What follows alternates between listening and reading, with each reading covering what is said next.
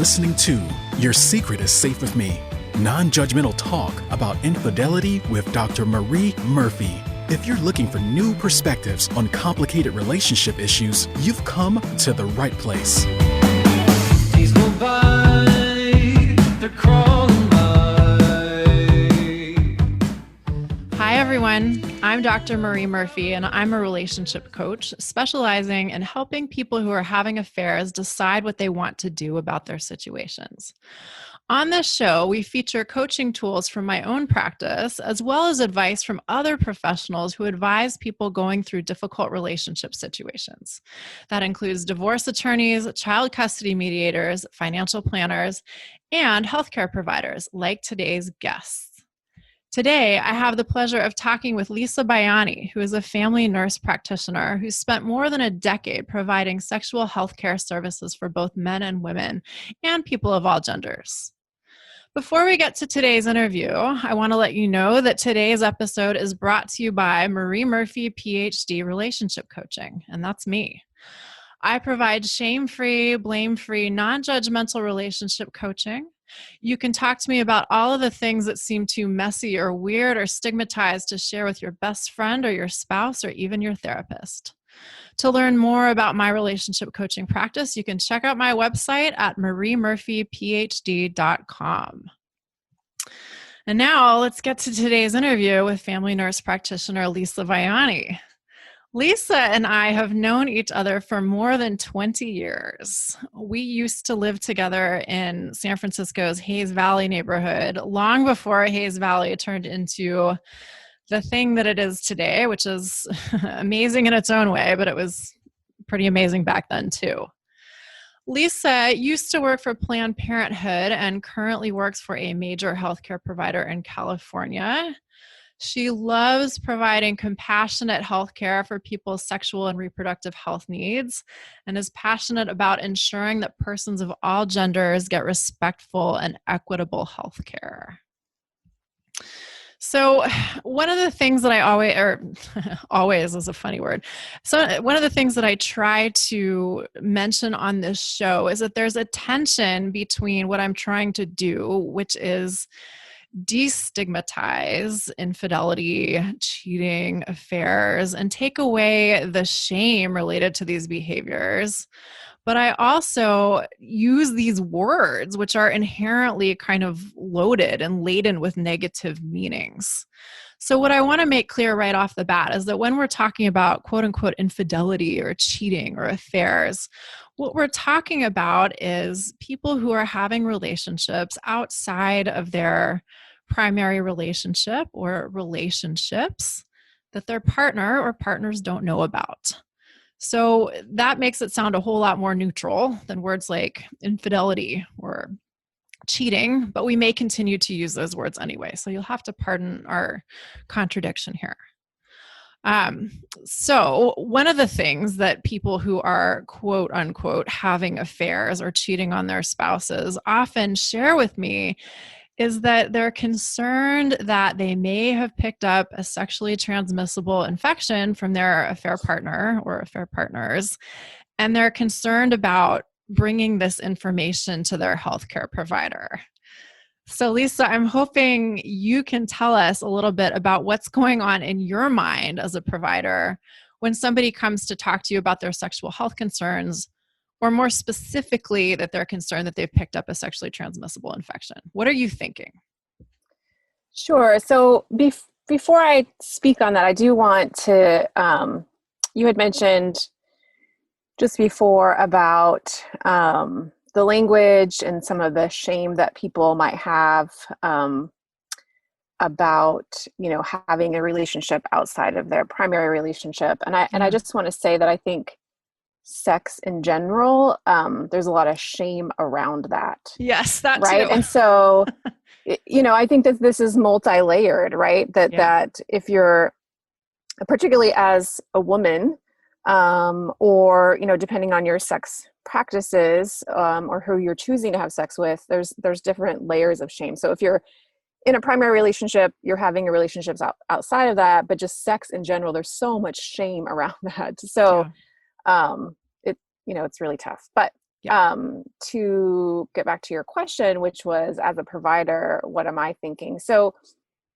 we're here as providers to help and treat the patient. And that is our primary concern. So, it's important when you go to your provider to bring all of the information, because unfortunately, we're human and we make assumptions just like everybody else. So if you're somebody that I've seen before and maybe have been seeing for years, I know that you've been married to so-and-so, I'm not going to assume that you have an outside relationship or partnership. And my care is going to be influenced by that assumption, unfortunately. So on the, if you're coming in and complaining of a symptom, the first thing that come to my mind probably wouldn't be a sexually transmitted infection. And at the same time, I think it's important for people to understand that when you share that information with your provider, the truth is we don't care. We don't care that, what your decisions that you're making. We're not there to judge the morality of, the decisions that you're making. But we're really there to help you. So for instance, I had a patient that I had seen, because I specialize right now in treating women who have chronic vaginal infections. And so she'd been, having this issue for a year with this chronic infection. And so was referred to me by her provider, who she'd been seeing for a long time. And it did turn out that she had a sexually transmitted infection. And she'd been with her partner for 40 years. 40 but no or one had 4? asked. I'm 40. 4. 40. 40. Yes. Yeah. Okay. So she'd been with her partner for like 40 years. Okay. She was a woman in her 60s. And so her provider just, of course, never asked any sexual health questions, right? So it was just treating her for this chronic vaginal infection when in fact it happened to be an STD, and it came out that her partner had had a girlfriend for the last year. So the whole time that she'd had this reoccurring infection, her provider was treating it as one thing because she never asked she didn't ask any sexual health questions, right? Because she assumed that she knew the patient. And so then, when I saw her, I did some other testing, and it turned out that she had a sexually transmitted infection. But she knew that her partner had had a girlfriend. Mm-hmm, mm-hmm. And so, had she shared that information right off the bat, it probably would have opened up the eyes to her primary OBGYN to think like, oh, okay, well, there could be something else going on here. So, and I think, the other thing to, can I just jump in real quick? Sure. Yeah. Okay. So it sounds like what you're saying is like volunteering all of the relevant information will ensure that you get the treatment that you need more quickly and effectively. It can. Yeah. Ideally anyway. I mean, it's really helpful, right? To know that, because you're like, oh, okay, well, this is something I have to think about. I mean, I think it's the same thing when it comes to when you're a same-sex partner. So when you, as a woman, when you go and see your OBGYN, unfortunately, there's a lot of assumption that you have an opposite sex partner. Sex with someone who produces sperm. Yeah. Right. Sure. And so, oftentimes you have to be more upfront about that. And, I think all of us in healthcare are getting better at that and, asking like, who do you have sex with? Although I will say a lot of people get offended when I ask them, Mm-hmm. but there are a lot of assumptions that are made, but I think on the patient side too, assuming that they might be judged or shamed for the decisions they make. And I think, it's also important to understand that your provider is a human and you don't know what they're doing at home. I think that's such a great point. Like, you don't know what your nurse practitioner does on the weekends. You don't know what your doctor does did last night. Yeah. Right. And, and even if you and your partner share the same medical provider, your medical provider cannot share any of your health information with your partner. So that's an important thing to know is that, so for instance, if you did contract an STD, your medical provider will not tell your partner. So it would be up to you to tell your partner if it's something that they need to get treated for. Yeah. Which it almost always is, but yeah, that's such an important point. But I mean, there's so many different STDs and you know, and what that could mean. But yeah, your medical provider cannot share your medical information with anyone. All of that is hopefully super helpful to everyone listening to this. What if somebody who's listening needs just a quick, reliable online source of information about sexual health stuff? What do you recommend as a good resource? I think, you know, Planned Parenthood has great resources for both men and women. I think Planned Parenthood in general is a great resource for sexual health. So, and understanding that they provide healthcare for both men and women. And their sexual health needs. I think a lot of people think Planned Parenthood just do abortions, but they provide a lot more.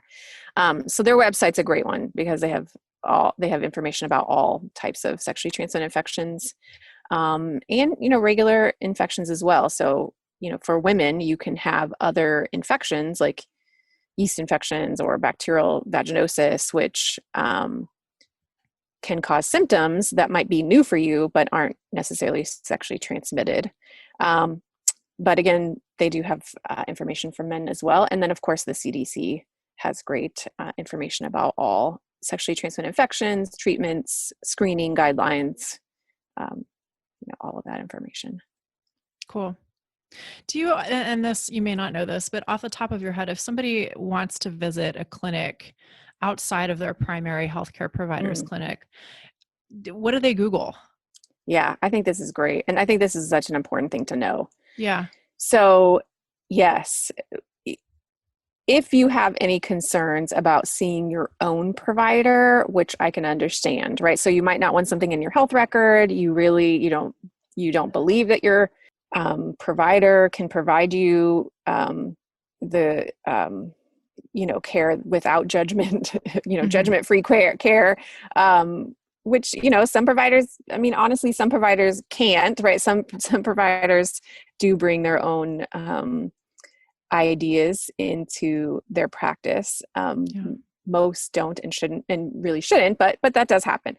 But so yes, Planned Parenthood is a great place because you can pay out of pocket. You don't always have to be upfront about your true name.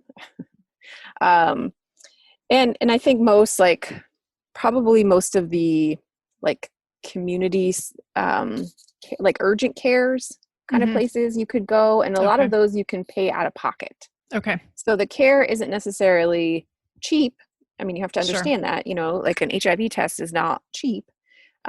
Getting an exam is not cheap, but those are available. And I think you can actually I think Quest Diagnostic will, you can do like chlamydia and gonorrhea screening through Quest Diagnostic. Oh, that's great to know.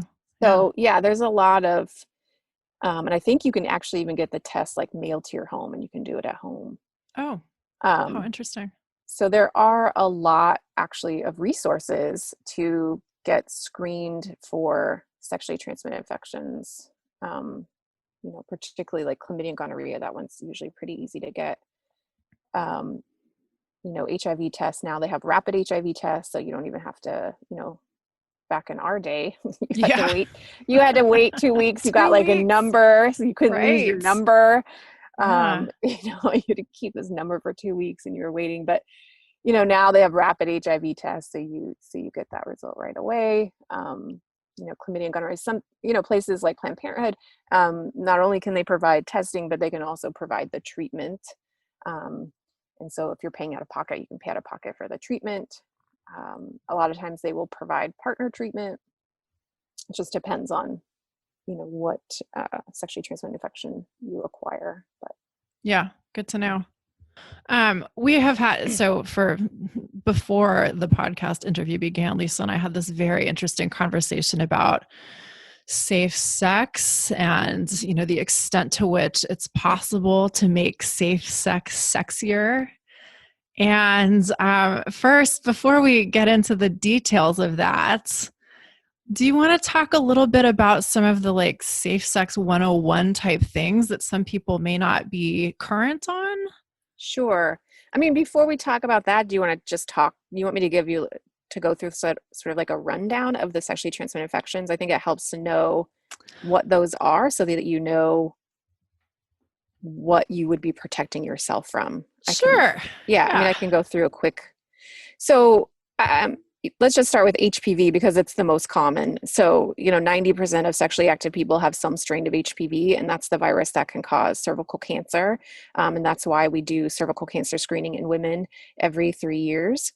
HPV, though, I think the thing to understand is that it's a very slow growing virus. And so it is something that you could have had for a long time, and then it suddenly shows up on your cervical cancer screening. In men, you can get head and neck cancers.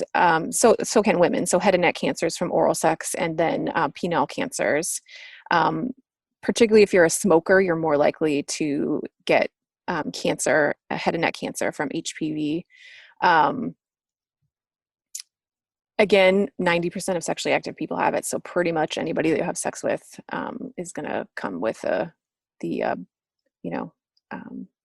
is going to come with a strain of HPV. Oftentimes your body's able to take care of it and get rid of it. HPV can also cause genital warts. So I think when we're talking about safe sex, the thing to understand is that when you are having sex with someone, when it comes to something like warts or herpes, there's not much you can do to protect yourself because it's skin to skin contact. And actually there's some data that shows with HPV that it can be spread through fingering, they can find HPV under fingernails. So, right. So it's not even about necessarily genital to genital contact. Yeah. And again, genital contact. Right. Yeah. I mean, obviously if you're using dental dams, then that can be helpful for mouth to genital. Let's tell everyone who's listening what a dental dam is. Sure. Yeah. So a dental dam is a square piece of rubber that you put over the vulva so that you can or the anus.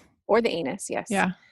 So that you can perform oral sex without exchanging bodily fluids.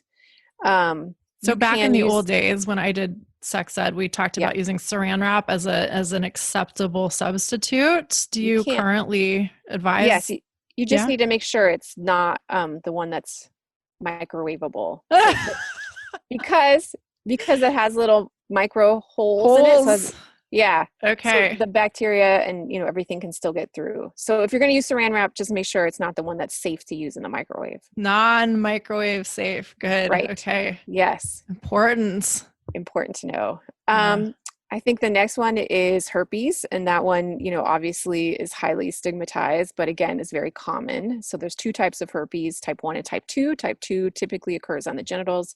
Type 1 historically occurs on the mouth, but because of oral sex practices, you can get it both on your mouth and your genitals, and also the anal area.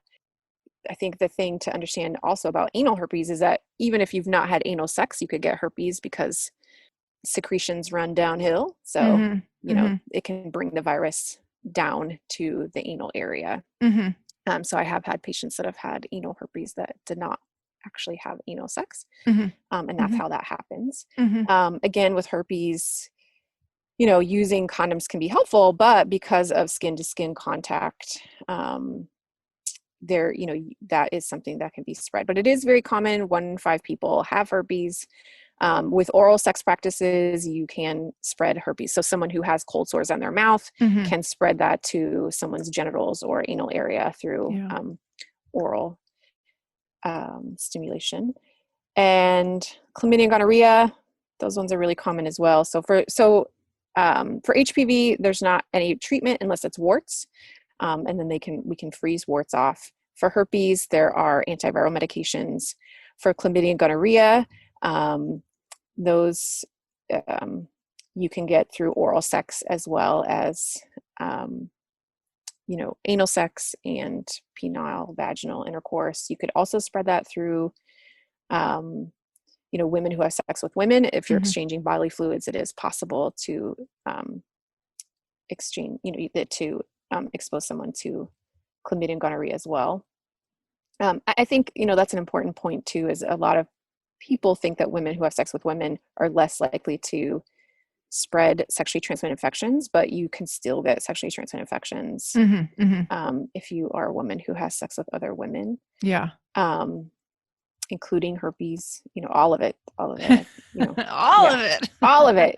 Yeah. People think, even sure. HIV, right? Like even HIV, there was a case in Milwaukee or something. I read this case study about a woman who was known to have HIV.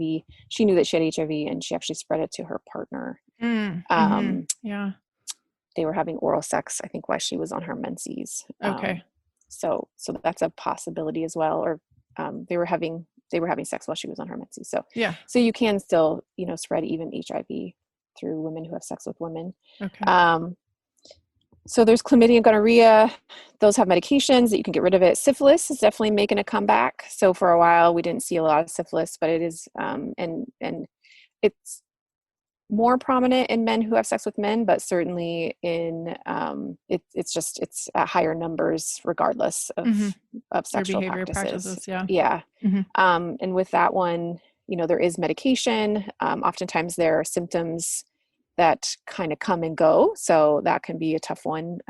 You think, oh, do I have something? And then it goes away and you're like, oh, shoo, it went away. It's fine. Right. So that's the tough one with syphilis. And then HIV, of course. Yeah. And hepatitis. Yep. And trichomoniasis. So trichomoniasis is one that's difficult to diagnose in men. In women, it typically causes, vaginal symptoms. It's not one that we screen for regularly. I think also it's important to understand, like when you ask for STD testing, what that generally includes. Yeah, that's a great point. Tell people that. Chlamydia and gonorrhea, HIV, syphilis, and like Hep C. We don't screen necessarily for trichomoniasis or herpes. The blood tests that we have, it's not really a screening test. And you can, I think that the tricky thing about herpes is that you can have type 1, and then if you screen positive, you don't know if it's on your genitals or your mouth. You can screen positive and have never had an outbreak. You can have a false positive. You can also have a false negative.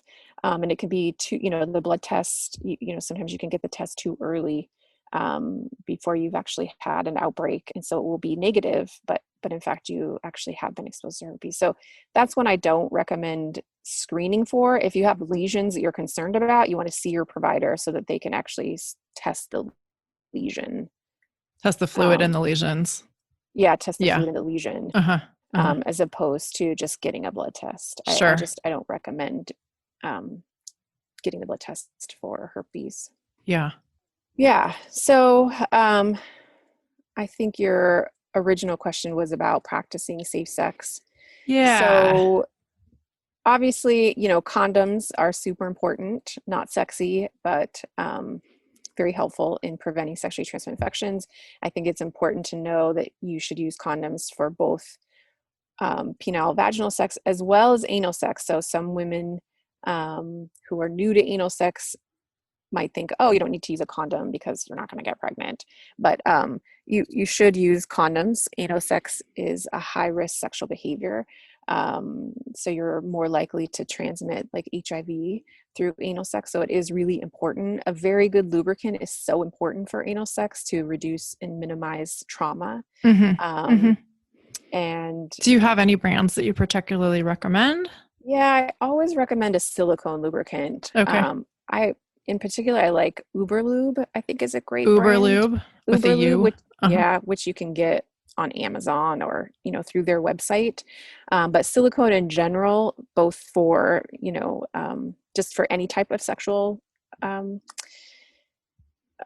type of sex, I think a silicone is great unless you have a silicone toy. So if you're using a silicone toy, you don't want to use a silicone lubricant. Oh, really? Okay. Why is that? Right. It can break down the silicone in the toy. So you would want to use a water-based, but you want to use a water-based that doesn't have chlorhexidine gluconate, which can dry out the tissue. So like good, It's getting complicated. Yeah, it's getting complicated. But so just recommend a brand that we can all remember. So let me just say this: stay away from KY. Okay, stay away from KY. Stay away from KY. It's one of the worst. It has chlorhexidine gluconate, which is going to dry out the tissue more. So Good Clean Love is a good brand. What is it? Good Clean Love. Good Clean Love. Okay. If you go to a shop like Good Vibrations, you're more likely to get a good brand of lubricant, regardless of whether it's a water-based or a silicone-based. But for those people who don't know what Good Vibrations is, it's a very inclusive sex shop in the San Francisco Bay Area, and maybe it's spread everywhere by now. Who knows? I'm not even sure. Well, they have a website that you can that you can order from, and their website is also very sex positive. Yes. So it's so you can get you can get what you need. And they have a great, they have this on their website. It's fantastic. It's helped you choose a vibrator. So if you want a vibrator, because it can be really overwhelming. I mean, there's so many vibrators, right? And so there are.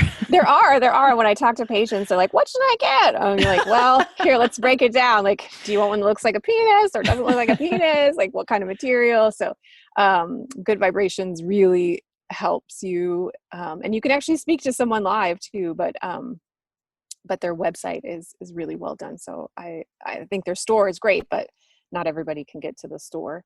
And who goes to stores these days anyway? Yeah, we're all buying everything online. So goodvibrations.com. Yeah, their website is amazing. But dental dams. Dental dams, yeah. So with condoms, though, if you're using condoms, I do want to say, do not get a spermicidal condom. It will break down tissue.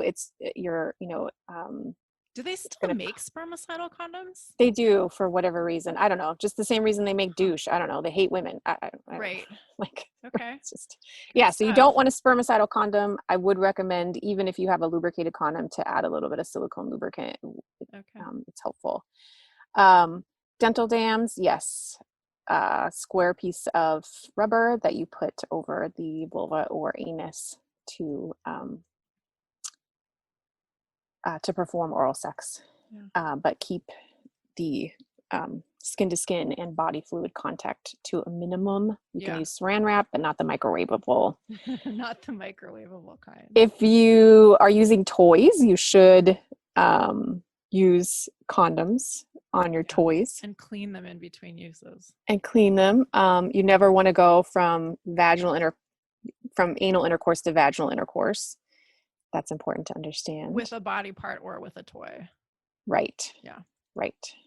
And you don't want to share toys. Right. Finger cots for fingering, really important. I think one of the things that people forget is that if you are performing oral sex on someone who has a penis, they should have a condom on the penis. Mm-hmm. Mm-hmm. So, some people think about dental dams, but we oftentimes forget that if we're performing oral sex on someone who has a penis, you still should use protection. You can get gonorrhea in your throat. Yeah. You can get herpes. Yeah. So using condoms for oral sex. Good points. Can I jump in and sure. We also chatted about this before we started the actual interview, this matter of is safe sex sexy? And is it possible to eroticize these implements that help keep us safe? And we don't see a lot of messaging around safe sex being hot sex. Although I did used to, back in the old days, I had posters up in my dorm room that said exactly that: safe sex is hot sex. And it had all configurations of naked couples, and people were I remember that. interested to say the least. But, you made a really good point. You don't hear about people putting on the condom in the romance novels narration of a sex scene. You don't see people using condoms and dental dams regularly in porn or in movies that show sexual activity. Yeah. You never see that. I mean, nobody knows about dental dams. Right. You're right. It's not associated with spontaneity. It's not associated with the fantasy of just throwing, I don't know, being cautious is probably not like, that's not what we're trying to do, right? Like when we're having sex. So yeah. yeah, That is so.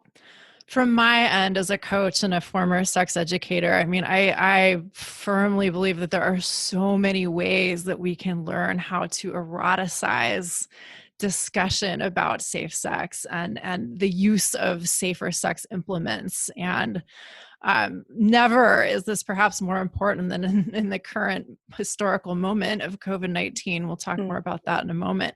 But I think from Lisa's perspective, and Lisa, jump in and tell me where I'm wrong. The point is like, look, if you want to prevent sexually transmissible infections, you just kind of got to do it. yeah. Is that about right? Yeah. I mean, exactly. It's just, you just got to do it. I don't know. Yeah, unfortunately, I mean, given our socializing and programming, right? We're just not programmed to think that these things are really sexy, but they are important. And I think if it's just part of your normal practice, if you just normalize it, if it's something that you do, then it won't seem so cumbersome. Yeah. Amen.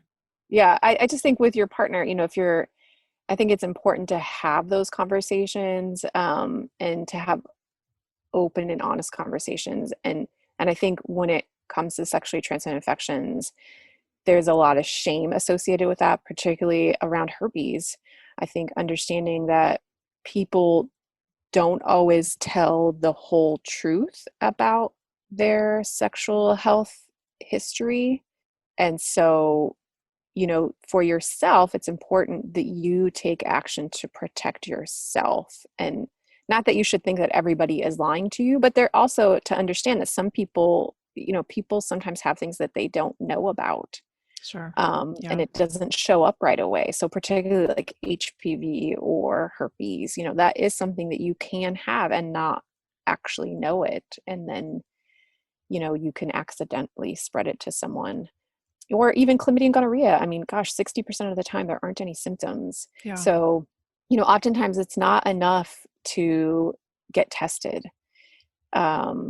It's not enough to talk to somebody about their sexual health history or their sexual health choice. It really just comes down to making the decision to protect yourself. Yeah. And that's a hard thing to do, right? It's not fun. It's just, it's work. Like you gotta be the one like, hey, we're gonna do this, but it is what you gotta do. Yeah. Shoot, there was something in there that I wanted to pick up on, but now I've forgotten what it Sorry. was. But anyway, yeah, I mean, I know what I was going to say. Yeah, this an upcoming podcast episode is going to feature an interview with a nonviolent communication specialist who specializes in helping people have conversations about safe sex. So we'll talk more about that on this show. And of course, one of the things that I help people talk about or work with is their own feelings of shame around sexuality, including conversations about safe sex. So there are resources out there for this stuff. Another thing that Lisa and I have talked about, which I think is so important, is recognizing that safe sex is well, actually, maybe we should talk about PrEP first. Yeah. So tell us about PrEP.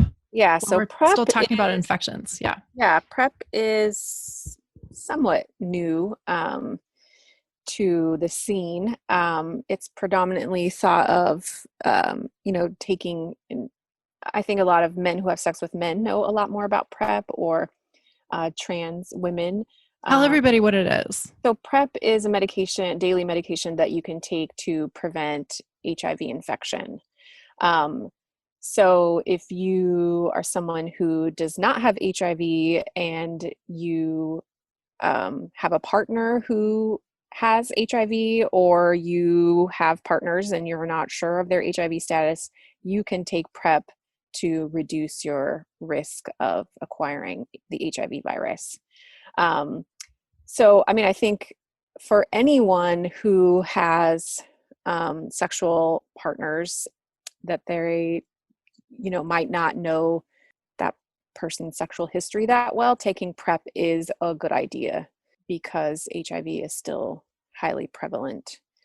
Certainly, if you're a woman who's having sex with a man who has sex with other men, you should consider getting on PrEP. If you're a man having sex with men, you should consider getting on PrEP. If you are someone who, if you're a trans woman, PrEP is really important as well. So it's out there. Your provider might not bring it up, but if that's something that you're interested in, including Planned Parenthood, you can get it prescribed, and it's pretty easy to get it prescribed. Great. I think that's really important for people to know about. Mm-hmm. So that all of this is like such a great overview of the sexually transmissible infection and prevention of the transmission thereof side of safe sex. But we were also talking about how safe sex goes beyond preventing infections. Like there are many layers to it. And one of those layers is around communication about BDSM practices or kink practices. Lisa, do you want to talk about that? Well, I mean, I think it's just important to really educate yourself if that's something that you are interested in doing, and having some deep conversations with your partner about what you'd be comfortable with, what you wouldn't be comfortable with. Developing a safe word that you can use when something becomes uncomfortable for you. You can say this word so they can, it will stop the activity. But I definitely think that's not something to walk into lightly. And there's a lot of safe places where you can explore kink and BDSM. I'm certainly no expert, so I don't want to speak on that too much. But I would say if that's something that you're interested in doing, to really educate yourself and have a lot of discussions with your partner before starting something like that. Cool. Yeah. Then, of course, the love in the time of the novel coronavirus has introduced new layers to the meaning of safe sex. And we're really in a moment where there aren't a lot of easy answers about how to protect yourself in this particular moment of the virus. So since neither of us are experts on that, we're not gonna say too much about it unless, Lisa, you want to chip in anything there. No, I mean, I think,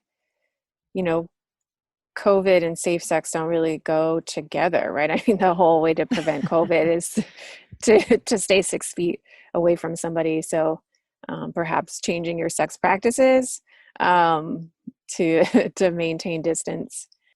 Yeah, I mean, I'm kind of out of the safe sex education realm these days, but I have definitely read about a lot of creative practices involving masks and glass walls and, the use of being a part of different people's isolation pods and that kind of thing. So that information or guidance, I should say, around this is definitely out there. It's just not something we're going to linger on right now. There's one last thing that we want to talk about today, and that is this matter of taking the stigma and shame out of sexually transmissible infections. And just to kind of tie this back to the overarching theme of the show, if you find yourself, quote unquote, having an affair or cheating on your partner, and you end up contracting a sexually transmissible infection, and you have to go back and tell your partner or your spouse that you have, quote unquote, cheated. And by the way, you may have exposed them to an STI. That may be a really difficult situation. And that is something that I can help you navigate if you need help with that. But despite the fact that that may be challenging, what we want to emphasize is that Sexual health isn't inherently different from other aspects of health. Sexually transmissible infections aren't bad infections. It doesn't make you a bad person to have one. It doesn't make you dirty. Like, some of this stuff is kind of outdated, but I think a lot of the shame and stigma around sexual health remains. What would you say about that, Lisa? Yeah, I mean, for sure. I think there's a lot of shame, and I think in that comes a lot of poor decision making. And again, I think it comes back to just being honest with, with your provider when you go in to be screened, so that you can get screened correctly. Get screened for what you need to. I actually have kind of a funny story about a patient that I had.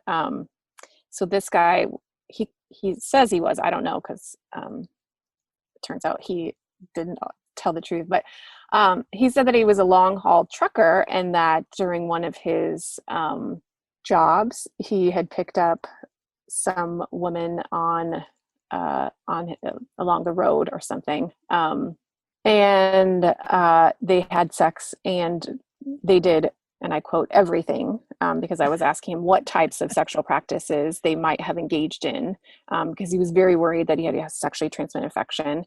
And of course, it's because he's in there with concerns about a sexually transmitted infection, he of course was like, oh, she was so dirty, I knew I shouldn't have had sex with her. And like, well, I mean, you're the one who picked up this like hitchhiker, like where is this judgment coming from? But anyway, he in when he was speaking to me, I think because he felt so shameful, the story that he told me, because he didn't want me to like think poorly of him or something. Mm-hmm. I don't know why he felt he needed to tell me the story, but the story is that his wife had recently died, and he was just so lonely, and they had been together forever. But she died. And so this is why he, picked up this young girl along the side of the road, and they did every type of sexual activity imaginable. And so he ended up having syphilis, and he came back for his treatment. And when he came back, he brought his wife with him. The dead wife? Because she had some questions. The one, right. Wait, the one who had died. That's impressive. The one who had died, right? And so, I know when he came in with his wife, who had some questions for me about how she'd been resurrected. Right. And so, it took. I didn't mention anything, I did not make mention of the fact that he had told me that his wife had died. And right. I was very courteous in the Yes. fact that, I didn't bring that up. But so, again, it's just like, I think the point is that, yes, there's a lot of shame. And in that, though, like when you're coming to your healthcare provider, it's just, there doesn't need to be, like, we don't care. Like I did not care. And then he put himself in this predicament where his wife died and then brought her to the appointment. Yeah. And it's just like, I mean, I would, I just can't make this stuff up, but, it's just so unnecessary. Like sexually transmitted infections are so common. Fortunately, a lot of them can be treated. The ones that can't be treated, or the ones that are, ongoing, like herpes, I know that's a tough one. That's a tough diagnosis to get. People are devastated. But it doesn't need to be, right? I mean, and again, as a medical professional, we're not judging you. We don't care. We just really, we do want to help you. So I mean, I think the problem with shame is that it leads you to making unhealthy choices. Yeah.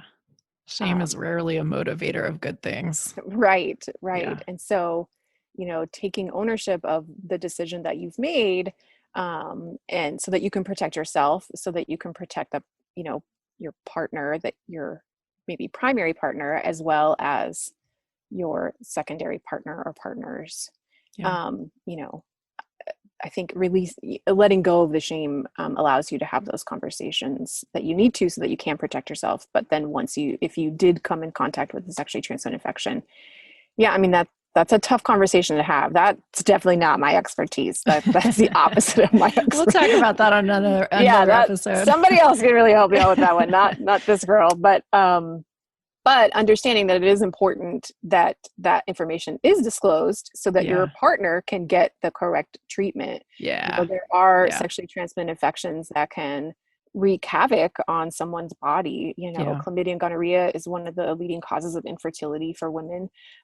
So, if you have a female partner, to protect her reproductive system, that is something that she needs to know. And also, you can just pass the infection back and forth if at some point it doesn't get treated, and then people are left with these long-term infections. And something like syphilis, right? I mean, that's something you want to get treated. It can turn into neurosyphilis, which is then you're cutting your ear off and sending it to your like Van Gogh, right? Like, oh dear.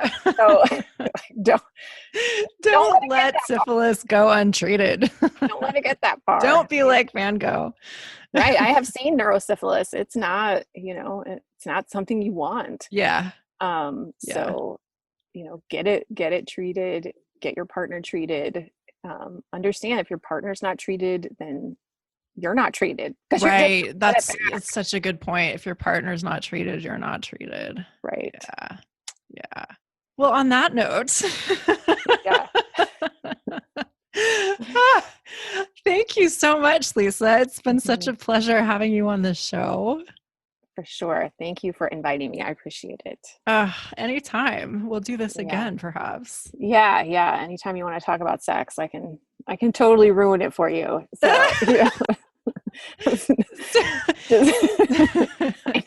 no, it's not. That's not my goal. But there's a lot of stuff out there. You just gotta. This is a great point. And we can't tell you like where Lisa works, because she isn't representing the views of her organization. But if you want to send in a question for Lisa, actually, are you even open to taking questions? Maybe we should have talked about this first. Yeah, no, of course. You can send it to me at podcast@mariemurphyphd.com. And if you want to find out more about me and my coaching practice, you can go to mariemurphyphd.com. And thank you for listening, and have a wonderful day.